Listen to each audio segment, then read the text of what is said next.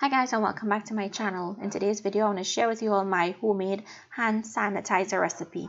And while I'm making hand sanitizer, always try to wash your hands when possible, as long as you can. So to make this, we're going to be making this with fresh aloes. And you want to use fresh aloes, and if you can't find fresh aloes, you can use the store-bought aloe gel. We're going to be using the white part of the aloes, and if you don't have it, feel free to use this version, which is the green aloe gel, or they also have a white aloe gel. The difference is they add coloring to get it green.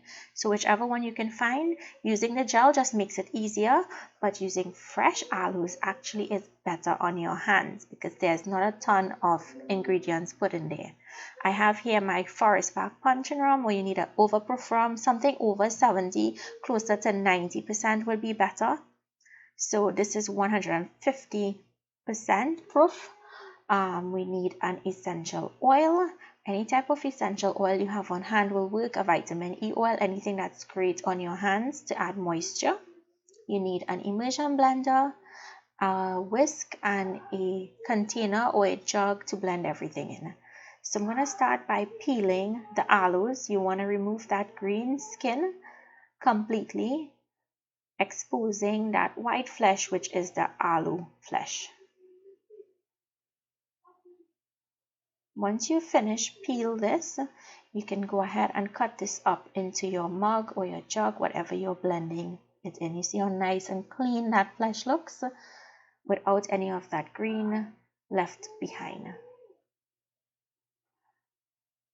Once you finish cut up the aloes into your jug, you're going to go ahead and take your immersion blender and blend this.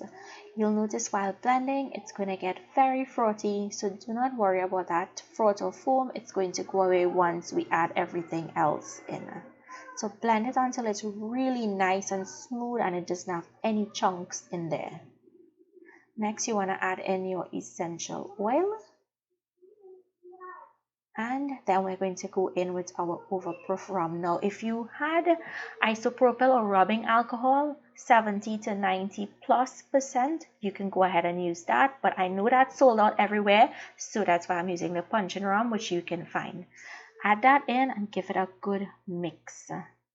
Now, this is not going to get very, very thick and gel-like because we don't have extra additives in there. This is the consistency you're going to get.